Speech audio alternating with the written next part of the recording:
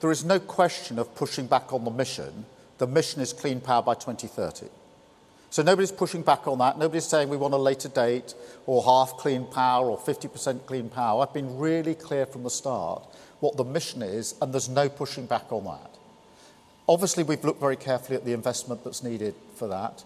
The investment that we want to put in is intended to trigger private investment at a ratio of 1 to 3. So we've had obviously quite extensive discussions with global investors as to how that will work.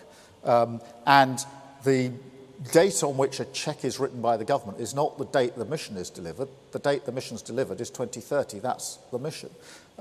Obviously, we've pushed back the ramping up to £28 billion. It doesn't mean there's nothing before that. It means it's ramped up to £28 billion, subject, of course, to the money the government may already be putting in and to our fiscal rules. But that is just sensible investment.